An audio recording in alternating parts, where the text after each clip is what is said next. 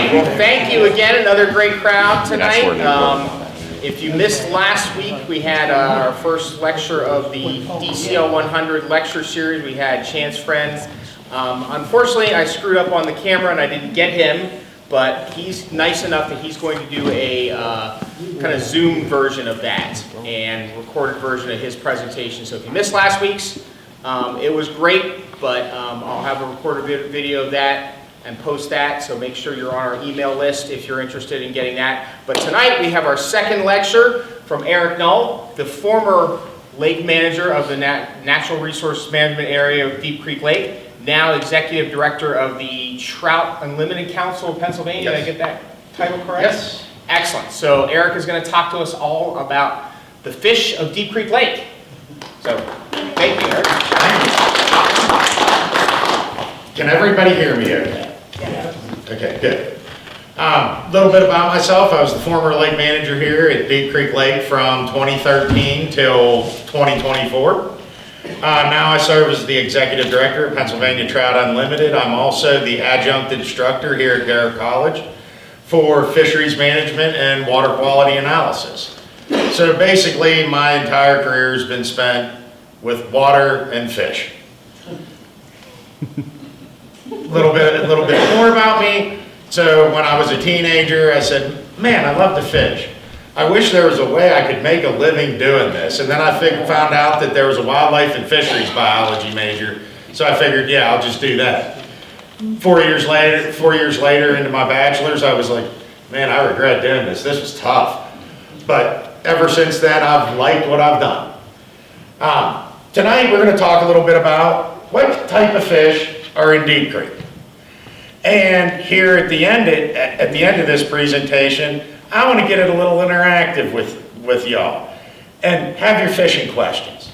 Ask me. We'll go over the fish that are here and then ask me whatever you want to know how to fish for them.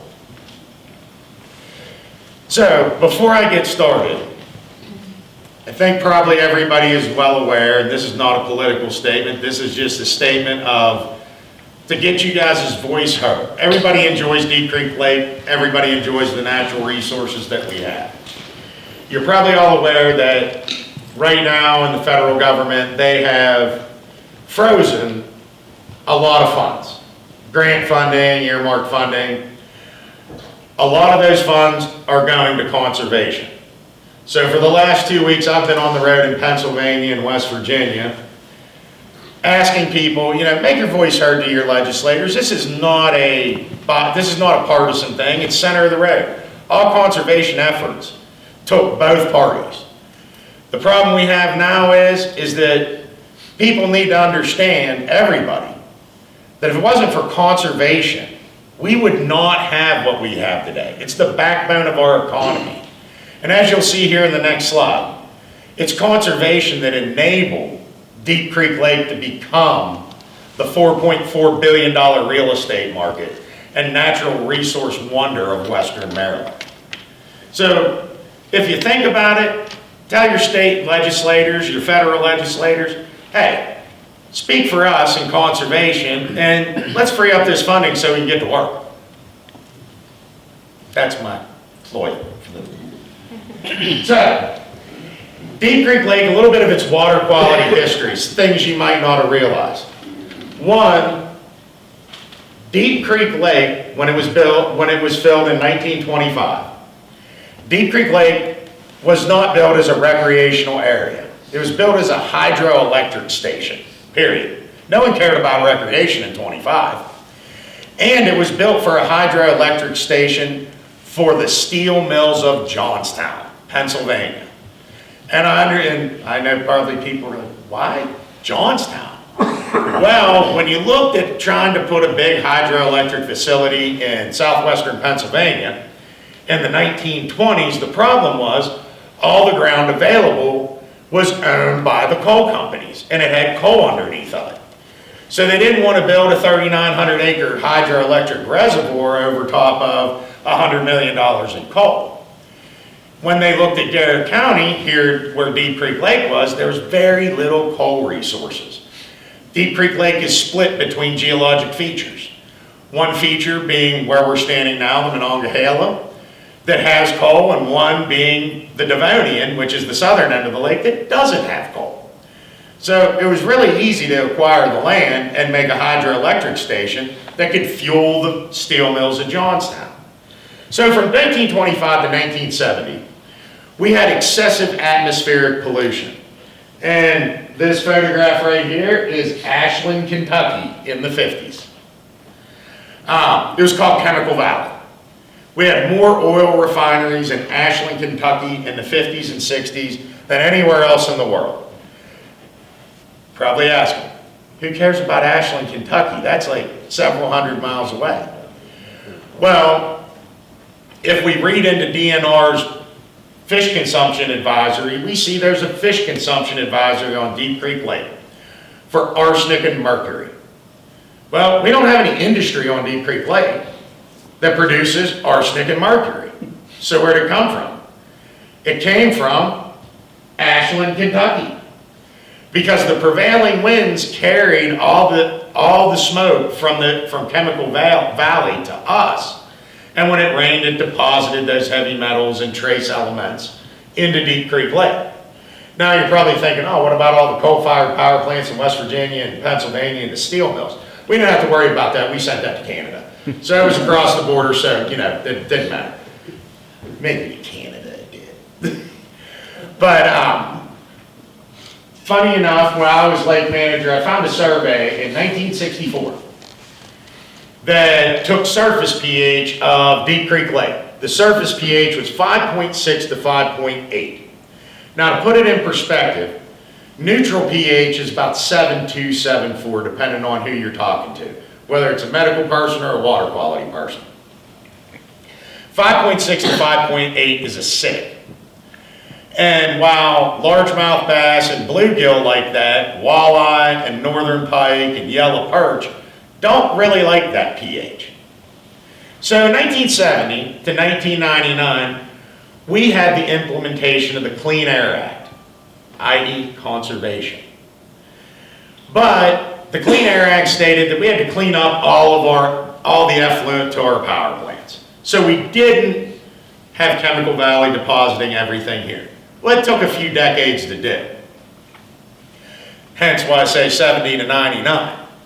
We were implementing that act the whole time. From 1999 to the present, the atmospheric pollution has been pretty much abated in this area. Chemical Valley is no longer putting arsenic and mercury into Deep Creek Lake at high concentrations.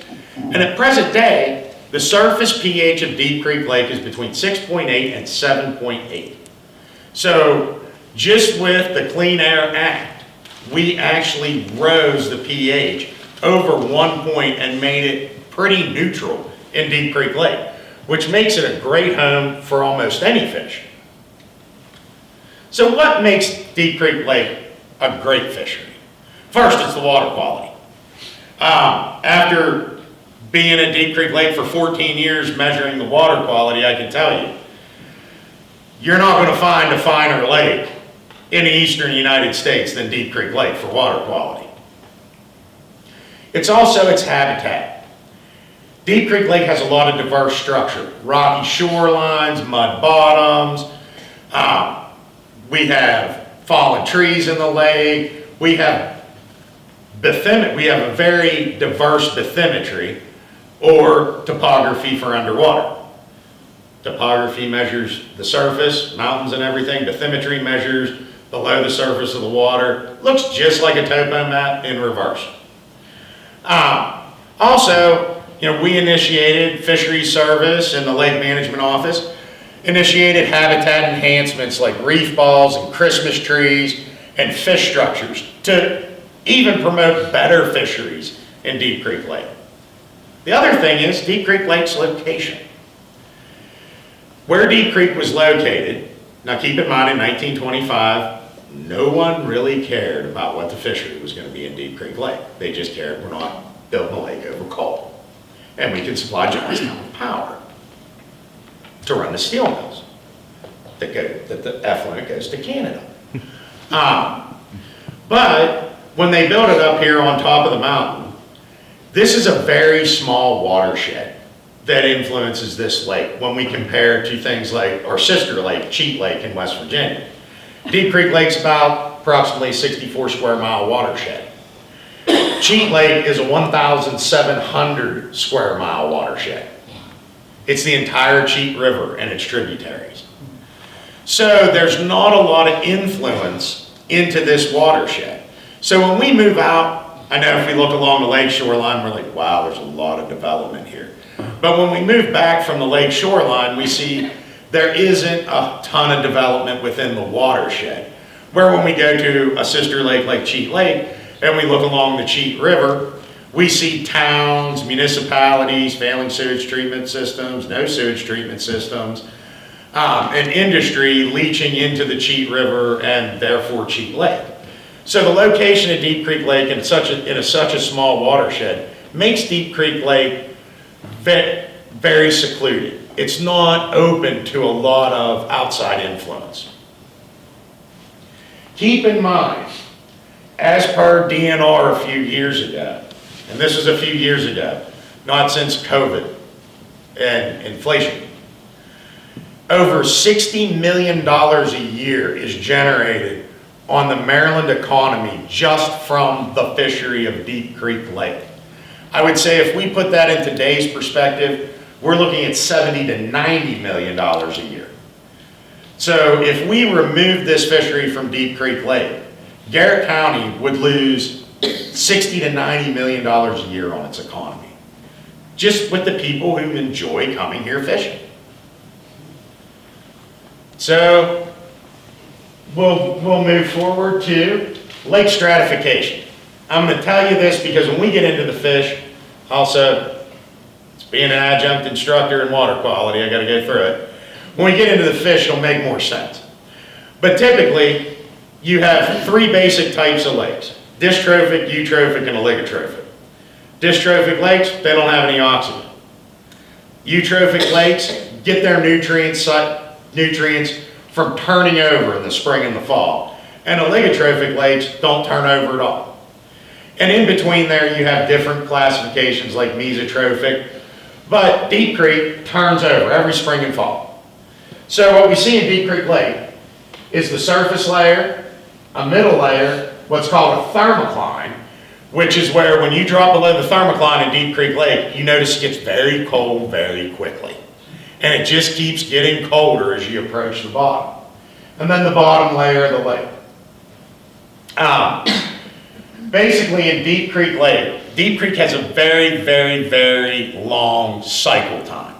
We don't know exactly how long it is, but it's over a year. So basically when a drop of water comes in the tributary of Deep Creek, it's over a year before it goes out the dam.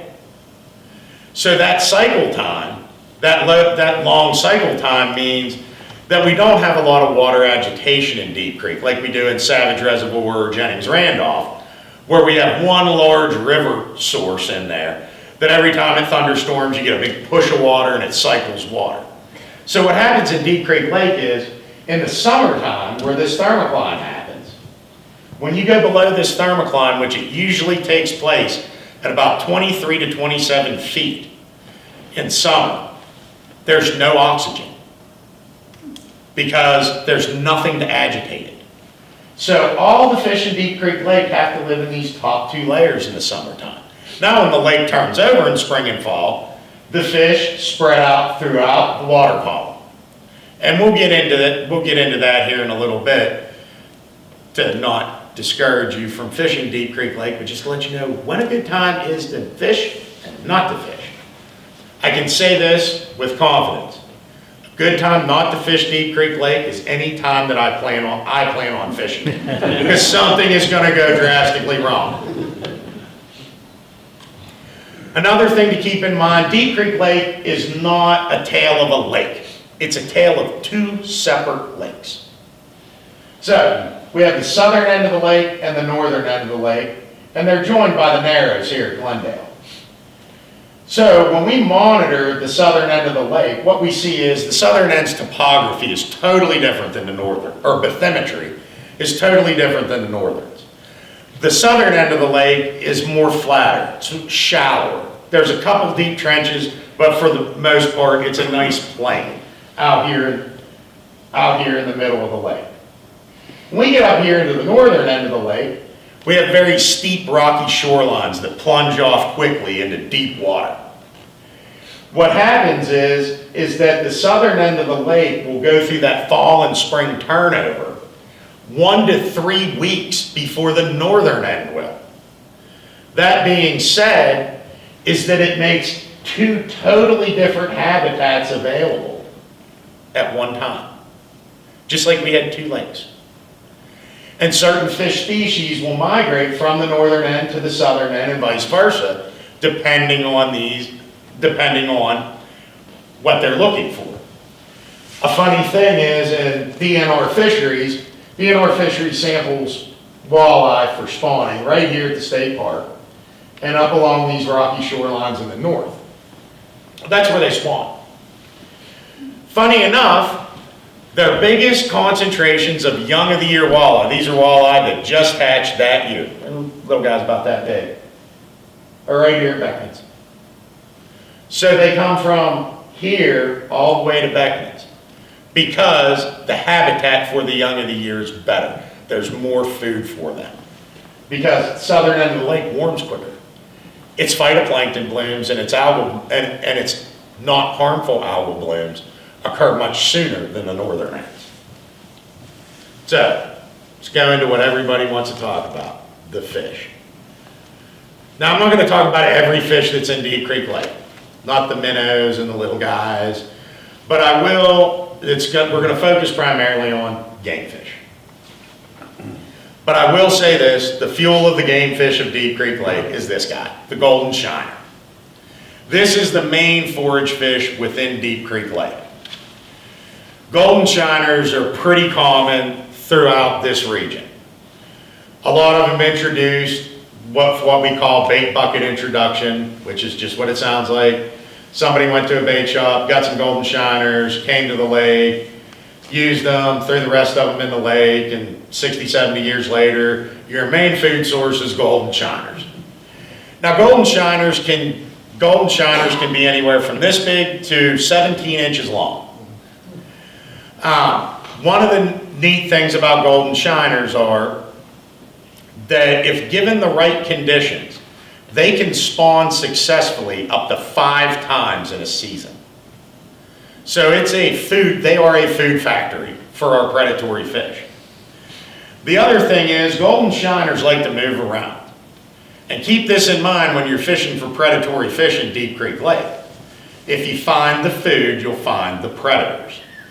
So early in the spring, golden shiners will be up in the shallows, where when we get in the heat of summer, they'll drop off into the depths or go into the mouths of the tributaries where there's more food. The predatory game fish follow them religiously. I mean, if you were looking for a steak, you wouldn't wait in a Walmart parking lot, you'd go to Texas Roadhouse, right? Well, this is the mobile Texas Roadhouse of the lake. First game fish we're going to talk about are the walleye. And thank you, Maryland DNR, for posting so many good pictures on the web that I could use out of Deep Creek Lake. Walleye are probably in the top 2 most sought after game fish in Deep Creek Lake, with largemouth bass being the first. So our walleye fishery in Deep Creek Lake is phenomenal. We have a ton of walleye in this lake, and it's a walleye factory. Several years ago, though, fishermen started noticing that while before they could go out and in 45 minutes limit out on 15-inch and above walleye, they started noticing that they started catching 30, 40 under 15-inch walleye before they caught a 15-inch walleye. That concern was addressed to the DNR fisheries, and DNR fisheries initiated a tagging survey where they went out and tagged 500 keeper-sized walleye and let them go back into the lake. And then posted signs all around the lake encouraging fishermen, if you caught a tagged fish, report its number, where you caught it, and what you did with it. Did you throw it back? Did you keep it and eat it? What happened? what DNR Fisheries determined was the reason why we were not seeing more 15-inch and above walleye, we were having short walleye or just a few big walleye, was that we were over-exploiting the population, meaning that when a walleye got 15 inches, he didn't have long before a fisherman removed him from the population. So that's why DNR instated a slot limit on walleye, meaning there are certain size walleye that you can keep, but a certain size that you cannot keep to protect that size. So with that slot limit, over several years, we will start to see the walleye get bigger and more of those keeper size walleye there, plus preserving reproductively successful fish. Makes it confusing for keeping walleye if you're an angler, but it actually is a very good method for reinstating that good walleye population in a short period of time. Otherwise, if you wait too long and you don't put a slot limit in, you get a moratorium, meaning, oh, sorry, can't fish for walleye anymore, which nobody wants that. Are they native to Maryland waters, or were they introduced? That's a good question. So when we talk about Deep Creek Lake, this is a man-made lake. So walleye are native to the Youghiogheny River watershed and the Ohio watershed, which is what Deep Creek Lake is part of. Do I think there were walleye here pre-25? Nah, probably not, when it was just Deep Creek. They were brought in after the lake was built, which most of these fish were. But that doesn't mean they're not native to the Ohio River watershed, which is what Deep Creek Lake is part of. It's just Deep Creek Lake was a little brook trout stream, and then they dammed it up to a 3,900 acre impoundment. And over the years, people brought in things. We'll talk about some of those things they brought in. Maybe wasn't the greatest idea, but they're here. Our biggest game fish that we have is the northern pike. So, northern pike, let's hit a little rewind. Back to when I was a teenager in the late 90s. Yes, I'm old.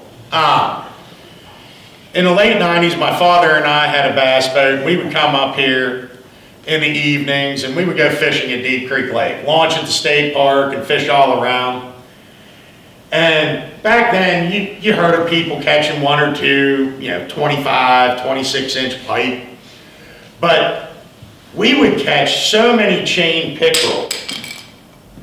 Lost the battery cover. We would catch so many chain pickerel up here.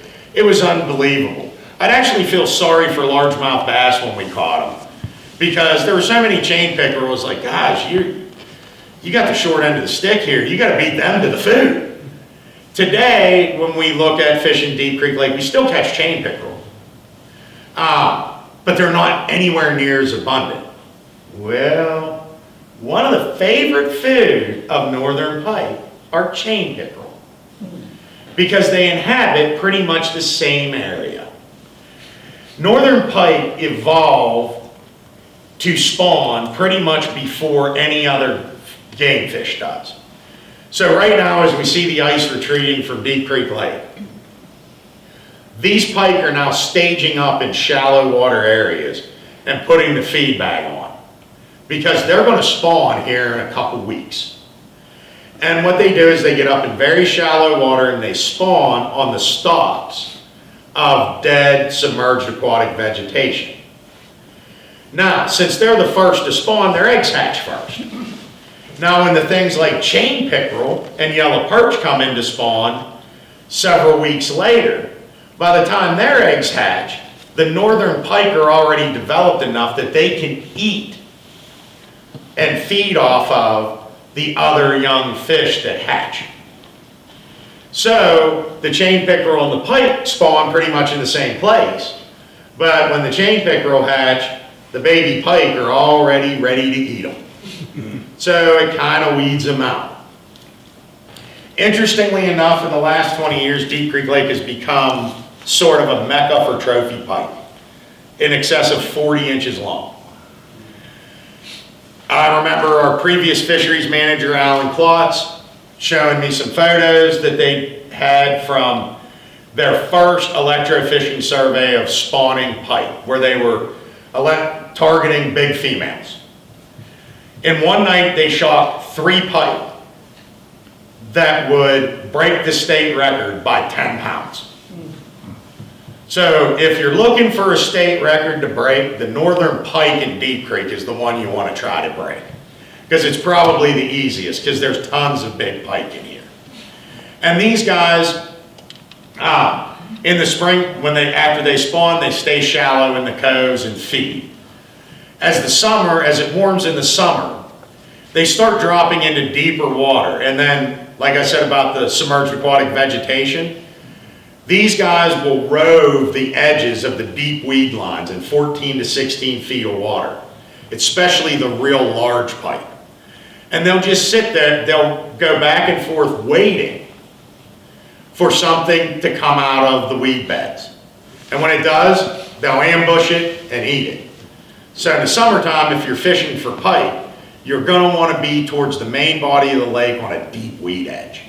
Where in the spring and the fall, they're moving up shallow to start feeding for winter and the spawn. And pike, unlike some other fish, are very active in the winter under the ice. That's when they're building up their fat stores for the spawn. So they're a very popular ice fishing target because they're not just sitting around under the ice going, I don't feel like feeding today. They're actively feeding.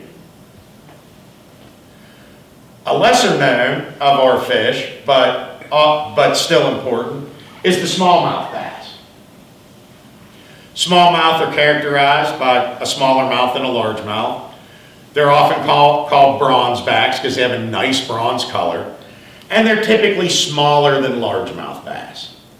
Smallmouth prefer rocky shorelines and rocky habitat and access into deep water, where largemouth are predominantly a shallow water fish that'll move deep to follow food, but usually nowhere near as deep as a smallmouth. So like I said before, if you want to know when not to fish at Deep Creek Lake, look for me on the lake. If I'm there, don't fish it because it's probably the wrong time. For years in a row, my buddies and I would bring their boats up, and we would always hit it either at spring turnover or at fall turnover, which when the lake turns over, the oxygenated water of the surface goes to the bottom. And now you have a big difference in temperature between top and bottom, and the fish instinctively follow that surface temperature to the bottom. And they lay on the bottom and they really don't feed for about 2 weeks until the water equalizes. And then they feed pretty heavy. I've always been fortunate enough at Deep Creek Lake when I fish it that I got here right when it turned over. So everything was laying on the bottom and you couldn't get a hit to save your life. But one year, a friend of mine, he said, we're gonna outsmart these fish. He's like, you work there. Watch when the lake turns over. So I did. So we scheduled it as soon as the lake turned over. We're coming up 2 weeks afterwards. And now there's gonna be oxygen throughout the water column, and we're gonna go cruising around because he just bought a downrigger and looking for walleye, feeding on big schools of shiners or perch. So we cruised around the lake for hours, and we finally made it up towards the dam, went into a cove, and in 61 feet of water, found a bait ball that went from the bottom to 45 feet of water. Just a huge ball of golden shiners. And on the outskirts of it were the predators. We thought, we found the walleye. Rigged the downrigger up, dropped 2 rods off the boat, trolled right through the bait ball, both rods went off. We reeled the fish in, and we're fishing 50. They stock them usually at the state park and up in McHenry, up in the back end of the cove. Now, talking to people that fish this time of year when they stock the trout, pretty much everybody looks forward to them stocking the trout up in McHenry Cove. No one really fishes for the trout, it's just when they stock the trout in McHenry Cove, the pike have finished spawning, and the pike utilize the stock trout as a food source. So everybody goes up there and throws big golden shiners or big stick baits and catches pike because they're in there feeding on a trout. The ones at the state park boat ramp fare a little better. Now the problem is, we flash back to the diagram I put up of how the lake stratifies, is trout usually don't like anything above 70-degree water temperature. It'll kill it. So trout in Deep Creek Lake have few refuge they can go to in the summertime. One of their refuges are the cold water tributaries like Cherry Creek and Red Run, where those tributaries keep the heads of the cove very cold, enough to sustain trout. The other place is up by the dam, because when the dam engages its turbines and starts sucking water from Deep Creek Lake, it actually mixes the top and the bottom water, so you have oxygen in a small area by the dam from the surface to the bottom. And if you go up with a sonar unit, okay, I'm gonna spot burn here and everybody's gonna hate me. If you go up to the dam in the dog heat of summertime and you cruise around with a decent sonar unit, you will find schools of trout in that dam, in that plume where it mixes. And that is a very good place to fish for them.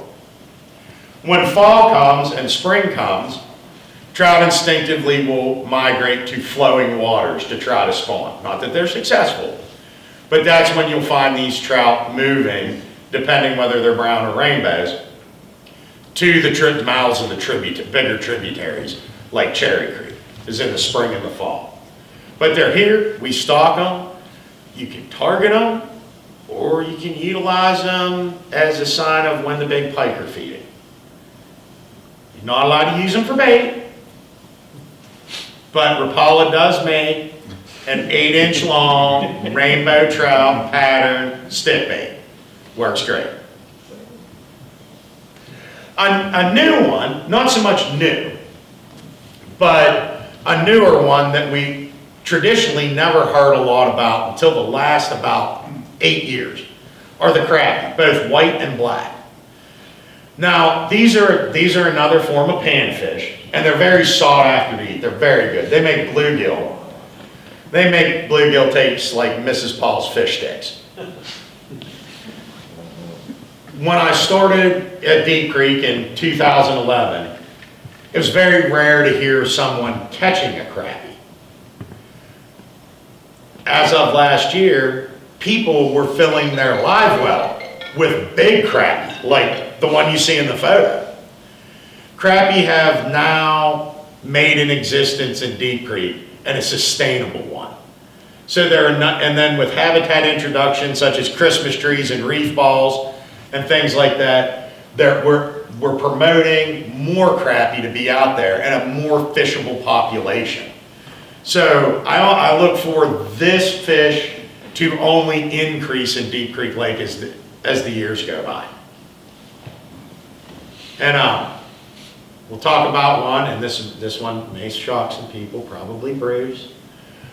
I'm only saying this because I actually have seen them, and Julia has seen them underwater along with Quinn and others, but the channel catfish. Channel catfish are not listed as a species in Deep Creek Lake. And it's only been until recently catches of channel catfish have been documented or photographed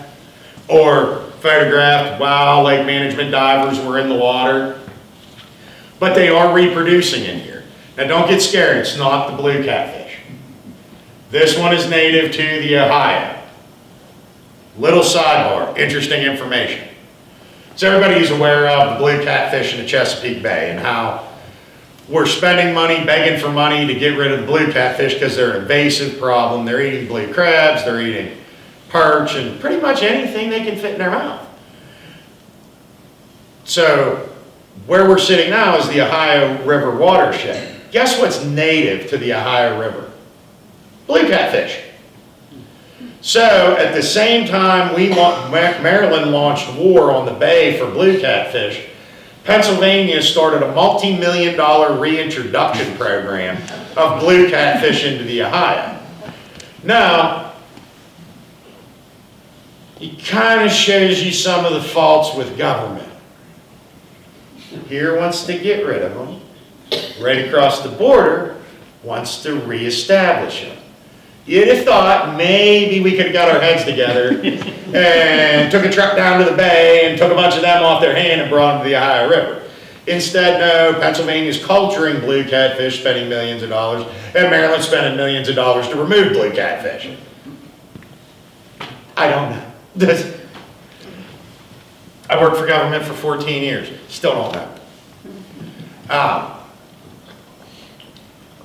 But I would look for, in the upcoming years, these becoming more prevalent in Deep Creek Lake. Again, they're native to the Ohio. They're not a bad species, and sportsmen love them. They can get up to 35 pounds. And they taste very, very good. So far, in my I like to eat it phase, walleyes, perch are first, walleye are second, channel catfish are third, crappie are fourth, and bluegill are fifth. Yeah, channel cat is very good, especially when they come out of clean water. And this is some of the cleanest water you'll find. Okay, the next one is going to set you back in your seat. It's the last one I'll talk about before I open it up to fishing questions. The carp.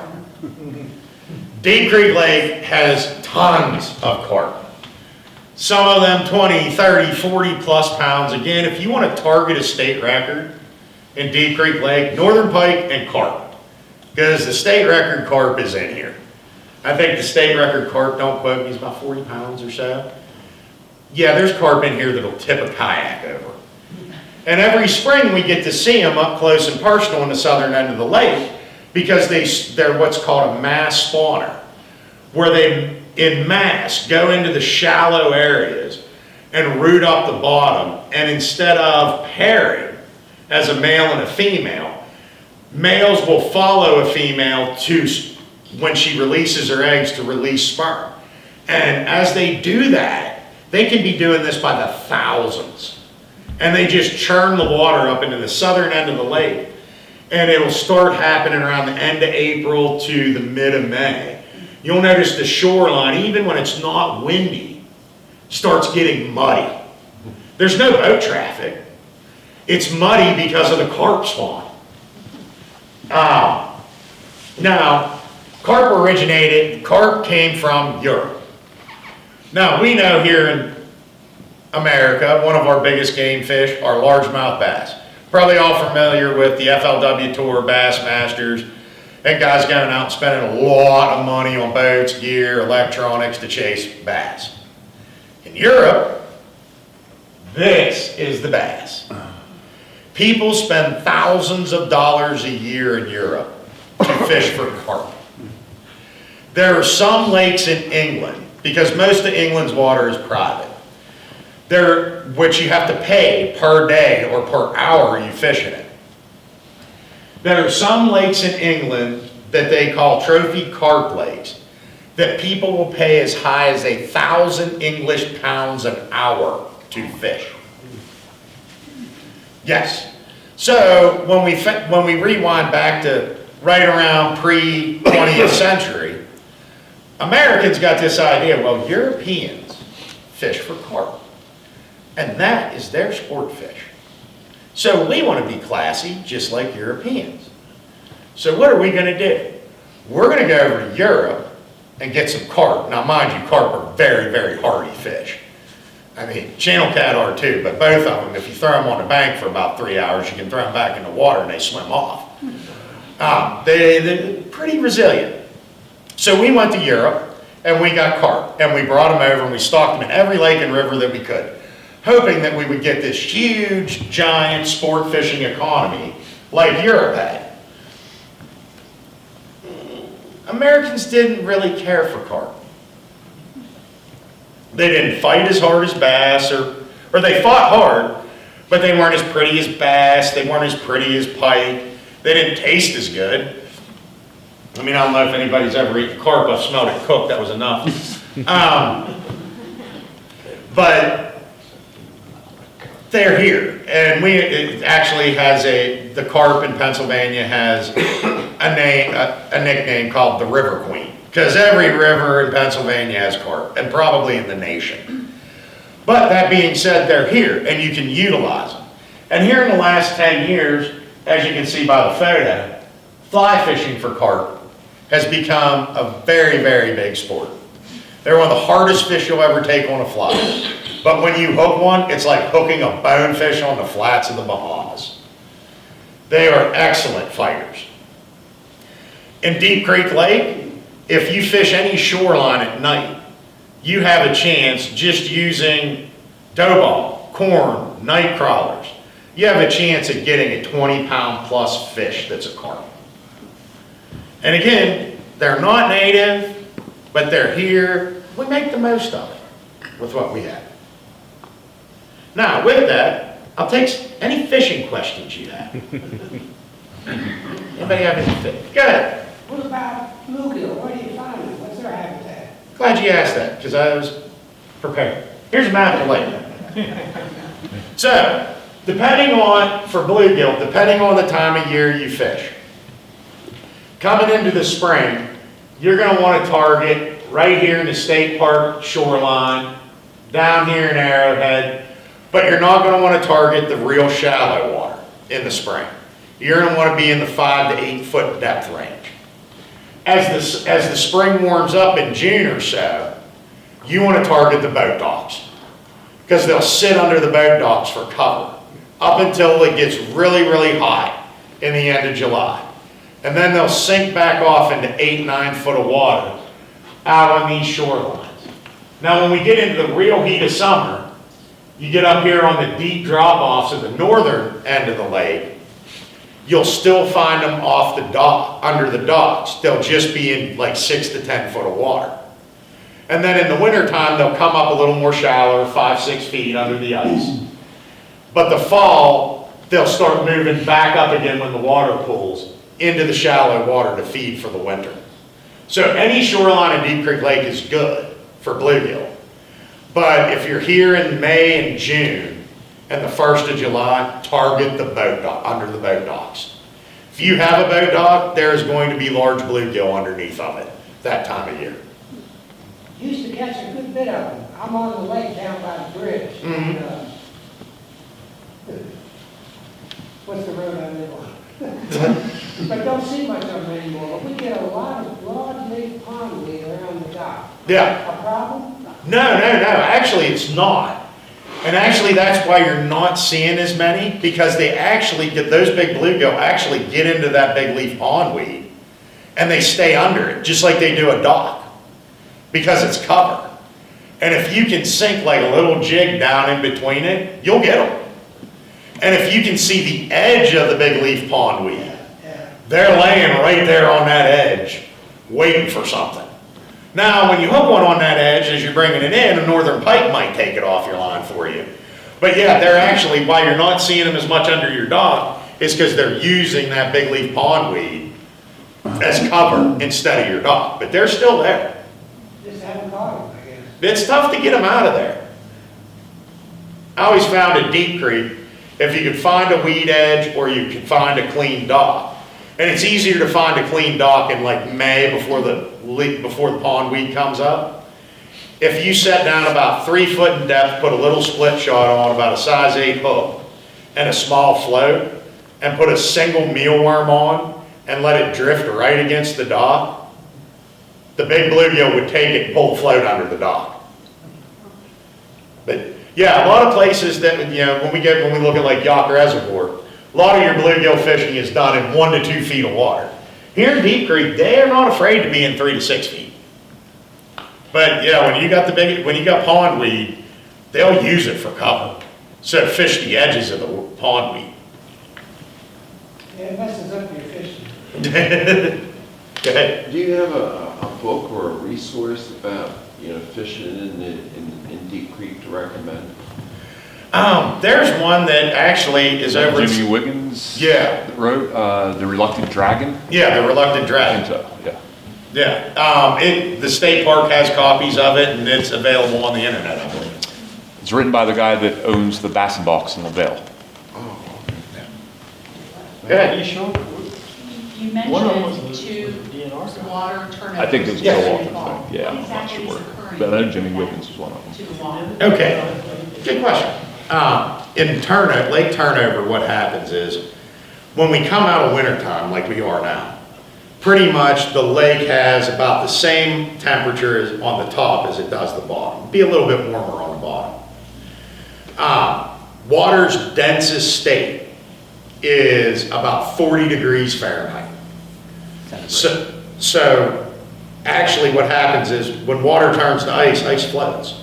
So it's less dense as a solid than it is as a liquid, and it's most dense at about 40 degrees Fahrenheit. So in the spring, as that water warms, because right now the surface temperature is probably about 33, as the ice is coming off, 34.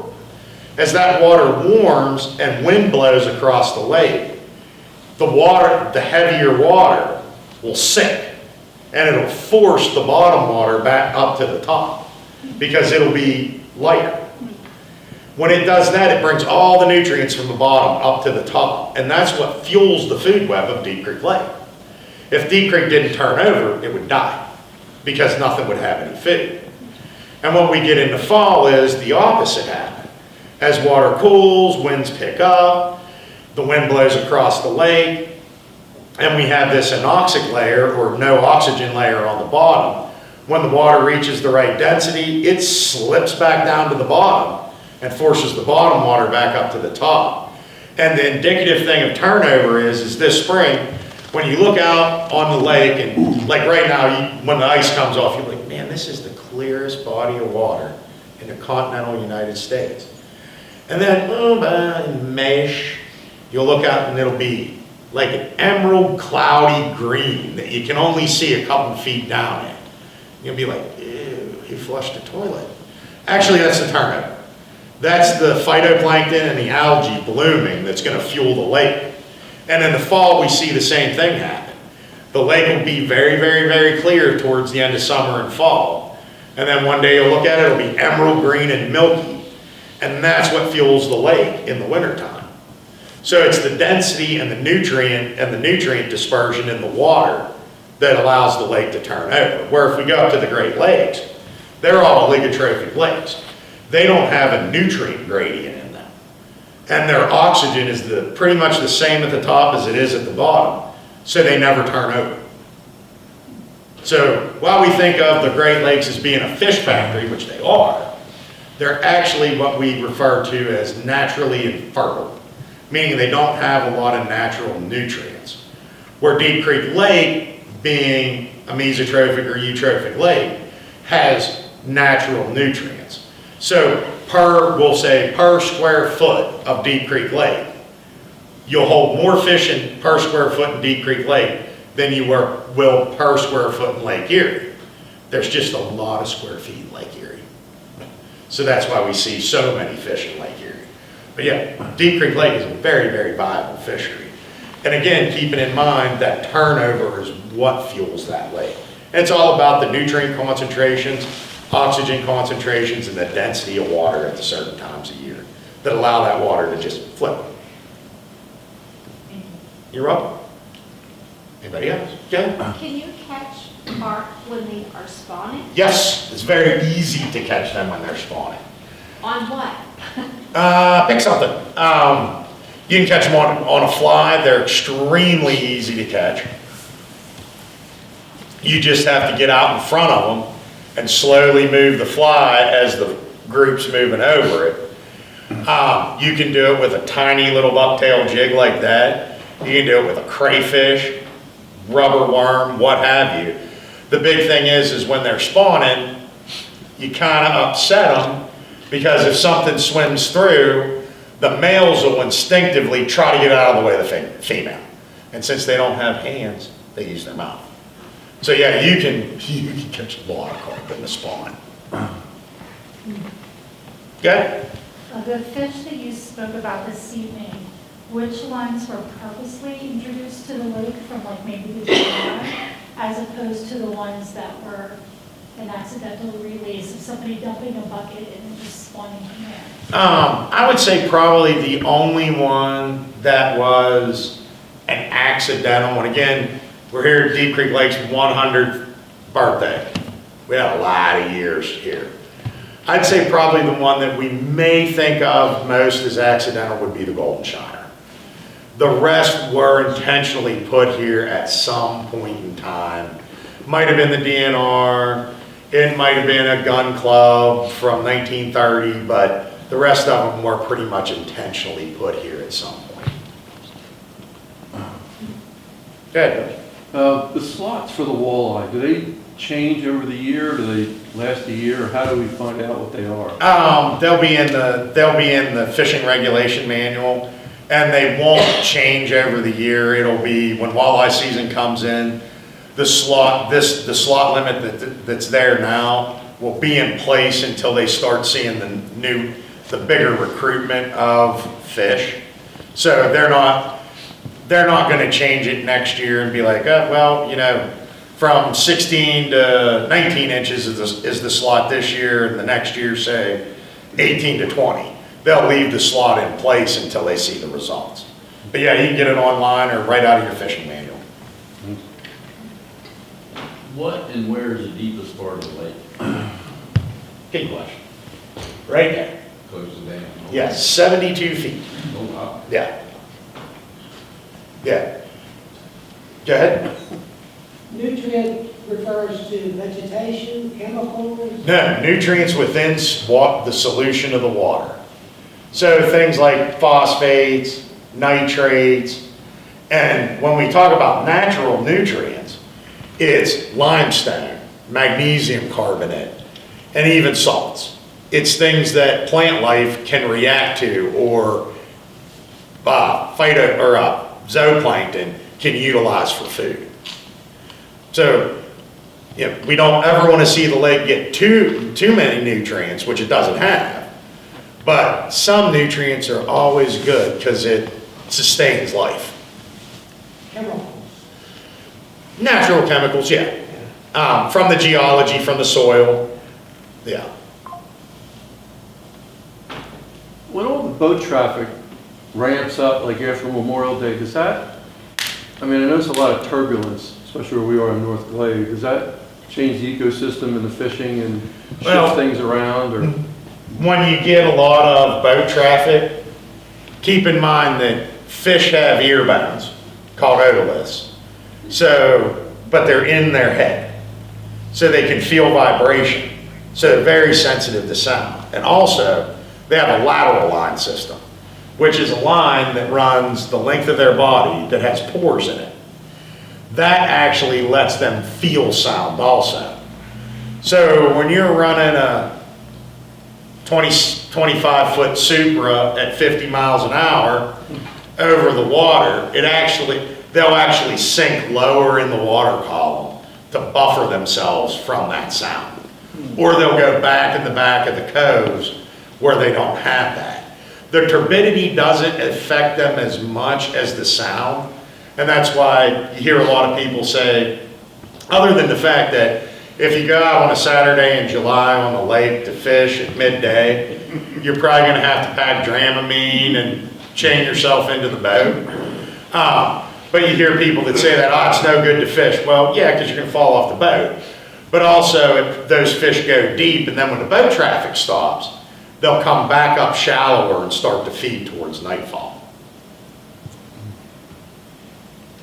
And usually places with higher traffic, because of that turbidity and kick up, because it's bringing insects in and food into the water. When you get in the evening, those are good places to fish in the summertime, because the small fish move in to feed off of what the wave action brought in, and the big fish move right behind them. I'll tell you, neat place to fish. I'm gonna spot burning it. I fished there since the mid-90s. If you go to the state park, you know where the beach area is. You know where the buoys are. You know how many people on a busy day swim in that beach area? Go outside the buoys and the line on a drop-off. And in the evenings, that is an amazing spot for perch and pickerel and pike. Because all that agitation brings bait fish up, golden shiners, and they just sit there on that drop-off, waiting for them to come back down in the evening. Could you point to that, please? Oh, sure. Sure. Right there. Right there, yeah. And again, any place where you have a lot of disturbance during the day, when you get in the evening and night, that brings those bait fish in, and those big fish will follow. But yeah, fish don't like getting their eardrums and lateral lines beat out by boats, so they just move a little deeper. Good. Any threat from snakeheads?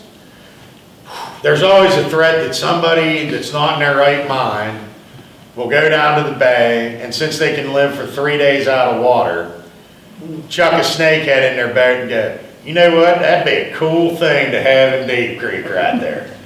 That's why DNR and everybody keeps up on education of don't bring things that aren't here into the lake. But yeah, there's always a threat of it because, you know, yeah, stupidity is unfixable, unfortunately, for some people. Can one of those live in the winter, as far as our winter goes? Yes, actually, where they come from in China is about the same climate as what we have. Okay. Yeah. Yeah, so they're very, very, very adapted to be in this type of climate. Now, like, that's the northern snakehead. Like the giant snakehead, they're more of a warmer climate, but the northern snakehead is very comparable to our climate. They can live out of water a while, they have lungs. They have a primitive lung, yes. They can live out of water up to 3 days, as long as their skin can be moist. They can literally use their bony spines to move across the land. Yeah. They're a pretty resilient fish, and they're mean. But they taste good. Good. Are the mussels having a big effect? Zebra mussels down by the boats? No, actually, so far as I know, Julia, DNR has not found any zebra mussels in the lake. DNR did do monitoring with help from the Deep Creek Watershed Foundation for several years of calcium and hardness in the water to see how suitable the habitat was for zebra mussels. The results came back, it was not the best habitat for zebra mussels. It doesn't mean they can't be here or reproduce, but it wouldn't be a place where, you know, if they had a choice, they would come to. Good. So I was walking along the shore the other day, and I noticed there's a lot of clam shells. Yeah. And snail shells. Mm-hmm. So those are natural to the lake? Okay, so the clam lake shells are our native mussels, freshwater mussels. They're very good indicators of water quality. The snail shells are called mystery snails. They're either Chinese or Japanese. Which one they are is a mystery. They're very hard to tell apart. Basically, they're starting to proliferate in the lake. But when we look at what their habitat and niche are in ecology, they actually feed on diatoms, little one-celled organisms that grow on rocks. We don't have a lot of native species, lake species that feed on those. So they're referred to as what's called a benign non-native, meaning they're not eating something that our native, they're not taking a place of our natives. But interestingly enough, what was it, Julie, in the 50s or so, those were brought over because